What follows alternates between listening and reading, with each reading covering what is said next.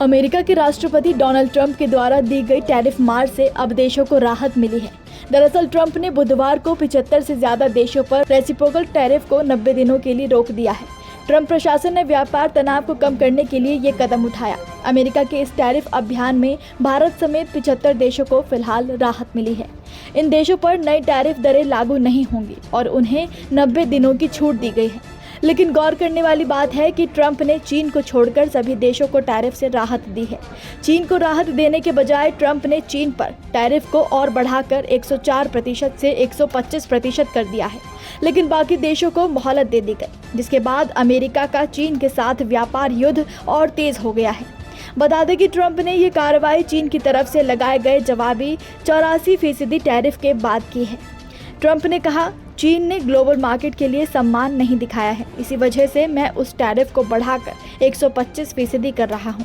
उम्मीद है कि चीन जल्द ही समझ जाएगा कि अमेरिका और दूसरे देशों को लूटने के दिन अब चले गए हैं।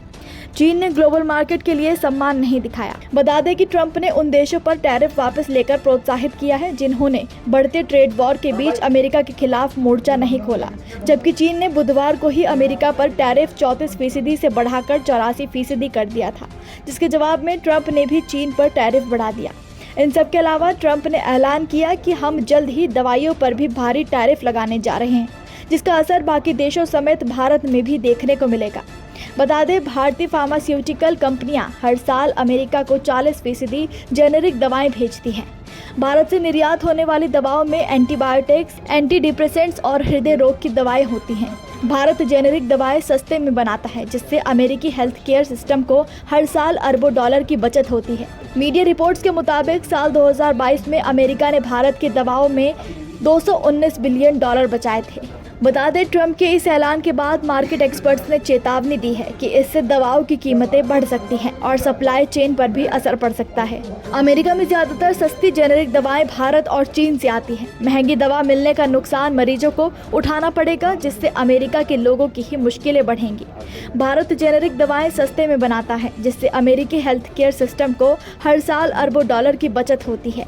मीडिया रिपोर्ट्स के मुताबिक साल 2022 में अमेरिका ने भारत की दवाओं से $219 बिलियन बचाए थे। इस बीच वित्त मंत्री स्कॉट बेसेंट ने कहा कि अमेरिका के साथ बातचीत करने के इच्छुक देशों के लिए ये दर घटकर 10% हो जाएगी। वहीं अब सवाल उठ रहा है कि आखिर ट्रंप ने कुछ दिनों में ही टैरिफ पर रोक क्यों लगा दी। तो आपको बता दें कि ट्रंप टैरिफ के चलते अमेरिका समेत ग्लोबल मार्केट में 10 लाख करोड़ डॉलर की गिरावट आई थी। लेकिन जैसे ही ट्रंप ने टैरिफ पर रोक लगाई, कुछ घंटों के अंदर ही अमेरिकी शेयर बाजार की वैल्यू 3.1 लाख करोड़ डॉलर बढ़ गई। ट्रंप के कई करीबी सलाहकारों और खुद एलन मस्क भी टैरिफ वॉर रोकने की सलाह दे चुके थे। ट्रंप की रिपब्लिकन पार्टी के कई नेता भी टैरिफ के खिलाफ थे। टैरिफ के चलते अप्रत्याशित तौर पर अमेरिकी बॉन्ड्स की बिकावली भी शुरू हो गई थी। क्रूड की कीमतों में भारी गिरावट दर्ज की गई थी। ये कोरोना काल जैसा साबित होने लगा था। वॉल स्ट्रीट के बैंकों ने टैरिफ के चलते अमेरिका में महंगाई, बेरोजगारी बढ़ने और मंदी आने की चेतावनी दी थी। अमेरिका चीन से $440 अरब का आयात करता है। इस पर उसने 124% टैरिफ लगाया है। चीन से प्रोडक्ट्स मंगवाने वाली अमेरिकी कंपनियों के लिए अब इसका विकल्प खोजना बड़ी चुनौती बन रहा था। ऐसे में बाकी देशों पर टैरिफ रोकना इन कंपनियों की सप्लाई चेन के लिए ज़रूरी हो गया था। कुल मिलाकर कहा जा सकता है कि ट्रंप के टैरिफ रोक के ऐलान के बाद सिर्फ बाकी देशों को ही नहीं बल्कि खुद ट्रंप को भी राहत मिली है।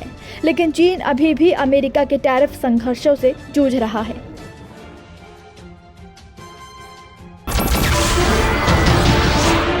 नमस्कार, मैं हूं मानक गुप्ता। अगर आपको हमारा ये वीडियो पसंद आया हो तो इसे लाइक और शेयर जरूर करें और हाँ, हमें सब्सक्राइब और फॉलो करना ना भूलें ताकि आप देश और दुनिया की कोई खबर मिस ना करें। तो जुड़े रहिए हमारे साथ और देखते रहिए न्यूज़ 24।